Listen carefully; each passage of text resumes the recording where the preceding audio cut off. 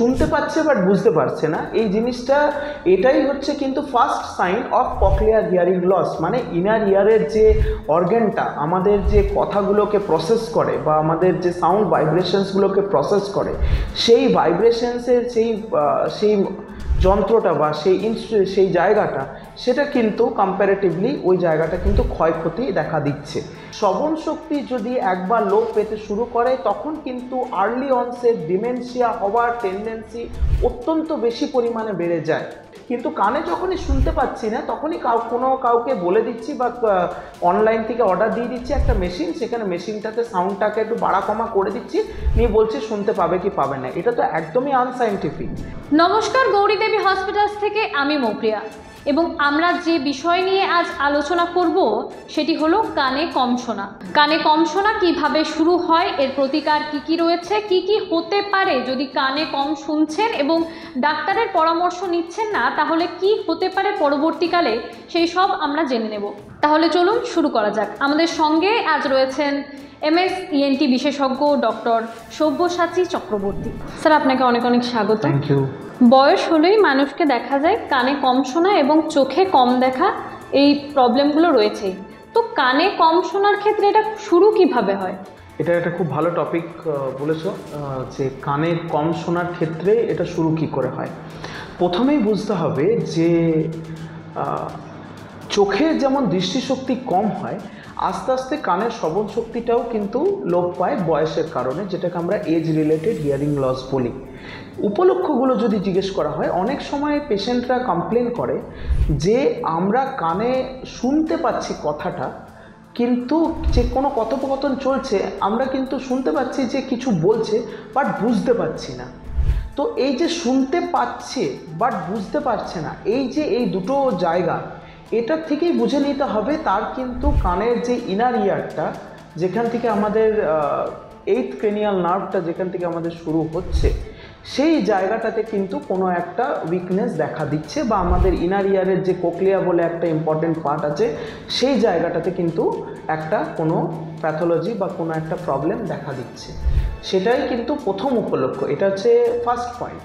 Second point হচ্ছে, যদি কোনো পেশেন্ট আমার কাছে বা কোনো ENT ডাক্তারবাবুর কাছে আসে একটাই কমপ্লেন নিয়ে যে আমার কানে শোঁ শোঁ করে আওয়াজ করছে, কন্টিনিউয়াস একটা সাউন্ড হয়েই চলেছে, বা মাথা ঘুরছে মাঝে সাঝে, তো এইরকম ক্ষেত্রে সেই জায়গাতে এটা বুঝে নিতে হবে যে কোনো কারণবশত ইনার ইয়ারটা কিন্তু অ্যাফেক্টেড হচ্ছে। তো সেই জায়গাটাকে দেখাটা খুবই দরকার।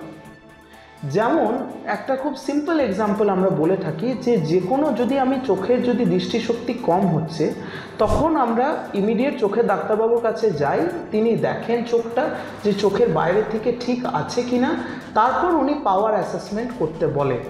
কানের ক্ষেত্রেও আমরা ENTরাও ঠিক তাই করে থাকি। কানের পর্দাটা দেখার পর আমরা জেনারেলি বলে থাকি যে অডিওমেট্রি এবং কিছু আলাদা স্পেশাল টেস্ট ফর অডিওমেট্রি সেগুলো করার জন্য, যাতে এটা আমরা বুঝতে পারি যে তার ইনার ইয়ার বা ককলিয়া কতটা ফাংশন করছে এবং তার অডিটরি নার্ভটা কতটা ফাংশন করছে, এটা দেখার জন্য। অনেক সময় দেখা যায় যে ওই ইনার ইয়ারের মধ্যে অনেক রকম রোগ ব্যাধি এইসব জিনিসও হয়ে থাকে, যেটা কিন্তু অনেকের ক্ষেত্রে কিন্তু সেই জিনিসটা চিকিৎসা হয় না, বা যখন যে মুহূর্তে তিনি এই জিনিসটা চিকিৎসা করাতে ডাক্তারবাবুদের কাছে আসছেন তখন খুবই লেট হয়ে গিয়ে থাকে। এইটুকু জিনিস বুঝে নিতে হবে যে কোনো নার্ভ বা কোনো নিউরাল কম্পোনেন্ট, যদি নার্ভের কোনো একটা অংশ যদি একবার ড্যামেজ হতে শুরু করে, সেটা কোনো ওষুধ বা কিছু দ্বারা কিন্তু নতুন করে আর তৈরি করা যায় না। তো সুতরাং কতটা ড্যামেজ হচ্ছে সেইটা সেটাকে ভালো করে ঠিক মেপে এবং তার কতটা লস হচ্ছে সেই জিনিসটা সায়েন্টিফিক্যালি ওটাকে যাচাই করে তবে গিয়ে তাদেরকে বলা উচিত যে তার ক্ষেত্রে কি রেমেডিটা দেওয়াটা দরকার, তার বা ট্রিটমেন্ট প্রোটোকলটা কি হবে। অনেক মানুষ দেখা যায় যাদের মানে গ্রামে গঞ্জে অনেক দেখা যায় যে যারা ঠাকুমা দাদু রয়েছে তারা খুব একটা বেশি শুনতে পান না, কিন্তু তাদের কানের কাছে গিয়ে জোরে বললে শুনতে পাচ্ছেন। তো তারা শুনতে পাচ্ছেন কিন্তু সেই অর্থে বুঝতে পারছেন না।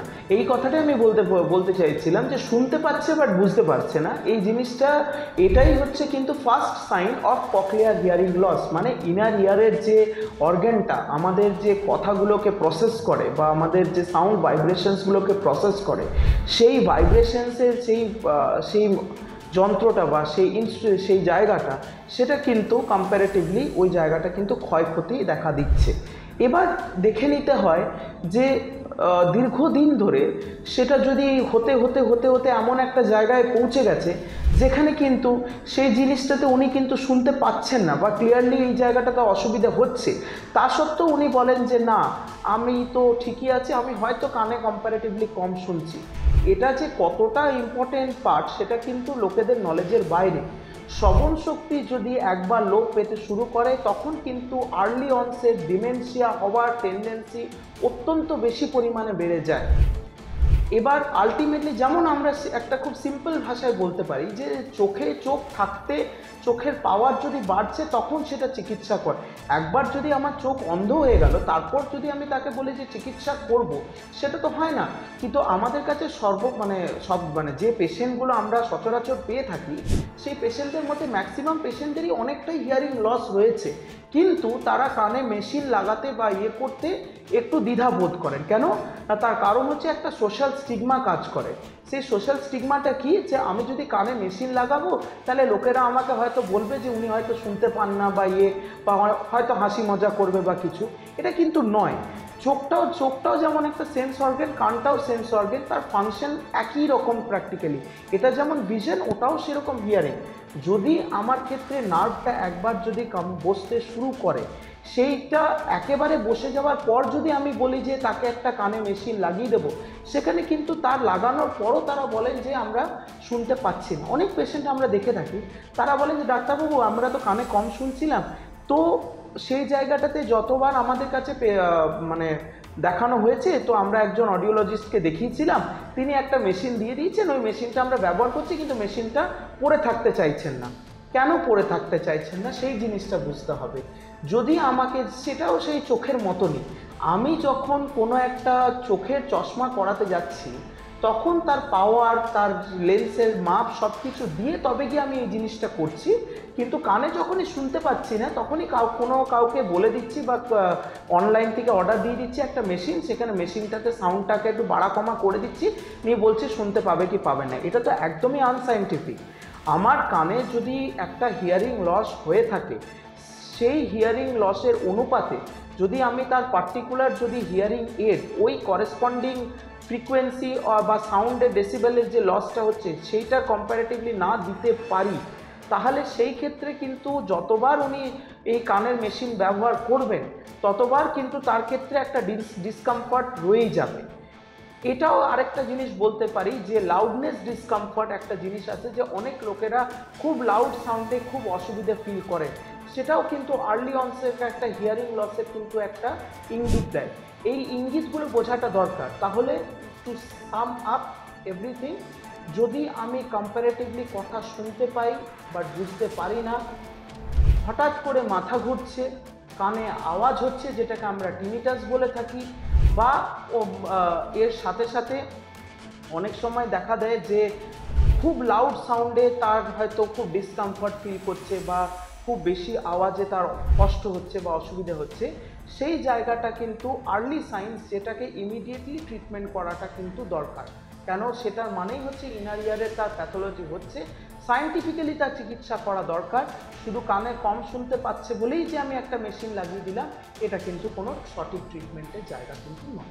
ডিমেনশিয়া মানে আমরা বুঝি ভুলে যায়, যারা ভুলে যায়, তাহলে কানের সাথে এটার কি সম্পর্ক? এটার কানের সাথে এটাই সম্পর্ক যে আমাদের কানটাও তো একটা সেন্স অর্গান। আমি যদি দেখি আমার আশেপাশে লোকেরা কথা বলছে, কিন্তু আমি যখনই তাদের কথাগুলোকে ভাষা শুনছি বা কিছু হচ্ছে, অটোমেটিক্যালি কি হচ্ছে, আমাদের ব্রেনের কিছু সেন্টারগুলো আছে সেগুলো সেন্স করে উঠতে পারছে না যে এক্স্যাক্টলি তারা কি কথাবার্তা বলছে।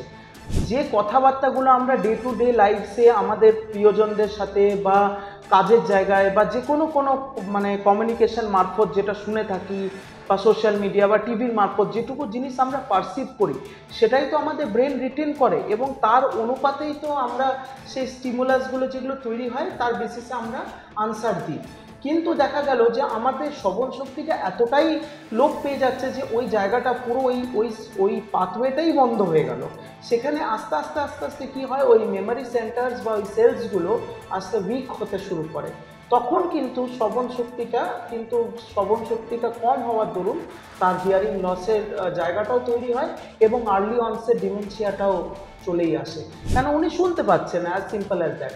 শুনতে পাচ্ছেন না বলে বুঝতে পারছেন না বলে রেসিপ্রোকেট করতে পারছেন না বা বলতে পারছেন না যে তার কি চিকিৎসা করা উচিত, কি চিকিৎসা করা উচিত নয়, বা তার কি বলা উচিত বা তার কি করা উচিত, এই জিনিসগুলো। আর কিছু কিছু কাজের জায়গা রয়েছে যেখানে সবসময় একটা শব্দ হয়, তো তারা কিভাবে এটার, যেমন আমরা বয়স্কদের ক্ষেত্রে যেটা আমরা বলে থাকি এজ রিলেটেড হিয়ারিং লস, সেরকম এটা হচ্ছে নয়েজ ইনডিউসড। মানে কি, অত্যাধিক মাত্রায় যদি আমাদের সাউন্ড এক্সপোজার কানের মধ্যে পৌঁছয় তাহলে কিন্তু ইনার ইয়ারের একটা অংশ যেটাকে আমরা ককলিয়া বলে থাকি, বা তার মধ্যে যে ডেলিকেট অর হেয়ার সেলসগুলো থাকে, সেই হেয়ার সেলসের উপর কন্টিনিউয়াস একটা ড্যামেজ প্রসেস চলতেই থাকে। এবার সেই জায়গাটাকে আমরা যদি কোনো কারণবশত ওই জিনিসটাকে না স্টপ করি তাহলে কিন্তু ওই যে অ্যাকস্টিক ট্রমা বা নয়েজ ইনডিউসড যে হিয়ারিং লসটা ওটা কিন্তু বাড়তেই থাকতে পারে। খুব লাউড সাউন্ডের ক্ষেত্রে আমরা একটাই সাজেস্ট করব যে কম্প্যারেটিভলি নয়েজ ক্যান্সেলেশন ইয়ারফোনস বা ইয়ার প্লাগসগুলো তারা ব্যবহার করতে পারে অত্যাধিক সাউন্ডের থেকে বেঁচে থাকার জন্য। যখন কোনো ইম্পর্ট্যান্ট কথা বলছি তখন শুনতে পাই না, কিন্তু অনেকে বলে যে গালিগালাজ করলে আবার শুনতে পেয়ে যায়। এটা অ্যাকচুয়ালি এটা কিন্তু বলা উচিত, এটা কিন্তু হিয়ারিং লসের ব্যাপারটা খুব একটা বলার কথা নয়। কেন, যদি কথা শুনতে পাচ্ছে সে কিন্তু সবই কথা শুনতে পাচ্ছে। মেবি হয়তো তার ক্ষেত্রে এটা হতে পারে যে সে সেই কথাটা যেটা শুনছে সেটা হয়তো ব্রেন ঠিক মতনভাবে পারসিভ করছে না, বা সেটাকে হয়তো ততটা ইম্পর্টেন্ট নয় যে ব্রেন তার আনসার দেবে। কেন, আমরা যে কথাটা শুনি সেই কথাটাই কিন্তু আমাদের কানের ভেতরে ওটা প্রসেস হওয়ার পর সেটা ব্রেনকে পাঠানো হয়। ব্রেন ডিসাইড করে যে তার উত্তর দেওয়াটা উচিত কি উচিত নয়। তো সেই ক্ষেত্রে তার যদি হিয়ারিং লস হয়ে থাকে তাহলে সেই ক্ষেত্রে তার যদি তার গালিগালাজি হোক বা ভালো কথাই হোক, সে কোনো কথাই হয়তো শুনতে পাবেন না, কিন্তু সে একটা কথা শুনতে পাচ্ছেন না, অন্যদিকের আরেকটা কথা শুনে নিয়ে ওটাকে রেসিপ্রোকেট করছেন। তার মানে কি, ওনার হয়তো ব্রেন যেটা শুনতে মানে ইচ্ছুক নয় বা যেটাকে তার হয়তো আনসার দেওয়ার সে প্রয়োজন মনে করছে না, সেই জিনিসটাই কিন্তু এই যে প্রশ্নটা তুমি করলে তার মধ্যে দিয়ে এটাই কিন্তু আসছে, আর কিন্তু কিছু নয়। শীতকালে ঠান্ডা লেগে অনেক সময় কান বন্ধ হয়ে যায়, আমার নিজেরই হয়। তো তখন মনে হয় যে আমি কি শুনতে পাচ্ছি না, বা কখনো কখনো শুনতে পাই জোর, আর কখনো কখনো সেটা একটা বদ্ধ লাগে। সেটা কেন হয়? সেটা হওয়ার কারণটা খুব সিম্পল, যে শীতকালের বশত আমাদের যে ঠান্ডা বা কোল্ড এনভায়রনমেন্টের জন্য আমাদের নাকের সাথে যে কানের যে নালী যেটা রয়েছে, যেটাকে আমরা ফ্যারিঙ্গোটিম্প্যানিক টিউব বা ইউস্টেচিয়ান টিউব বলি, সেই জায়গাটাতে কি হয়, কফ বা সর্দি এসে ওখানে একটা মিউকাস প্লাগ তৈরি করে। তার কারণে এয়ার প্যাটার্নটা ঠিক মতন মেনটেন করে না। আমাদের যে কানের পর্দার পেছনের যে অংশটা সেটাকে আমরা মিডল ইয়ার ক্যাভিটি বলে থাকি। এবার যদি মিডল ইয়ার ক্যাভিটির মধ্যে কোনো কারণবশত ফ্লুইড জমছে বা সর্দি জমে থাকে কানের পর্দার পেছনের অংশে, সেই সিচুয়েশানে কিন্তু কানটা বদ্ধ লাগা, কানটা ভো করা, এই উপলক্ষগুলো দেখা দিতে পারে। এটা কিন্তু ডাইরেক্টলি কানের সমস্যা নয়, এটা কিন্তু কিছুটা নাকের সমস্যা যেটার এফেক্ট পড়ছে কানে ভায়া দ্যাট ইউস্টেচিয়ান টিউব। স্যার, আপনাকে অনেক ধন্যবাদ। শুনলেন তো, ডাক্তারের কাছে যাচ্ছেন না, হতে পারে ডিমেনশিয়া বা অন্য কোনো রোগ। তাই অতি অবশ্যই ডাক্তারের পরামর্শ নিন। আর এই বিষয়ে আরও কিছু জানার থাকলে অবশ্যই কমেন্ট বক্সে কমেন্ট করতে পারেন। সুস্থ থাকুন, সচেতন থাকুন। ধন্যবাদ।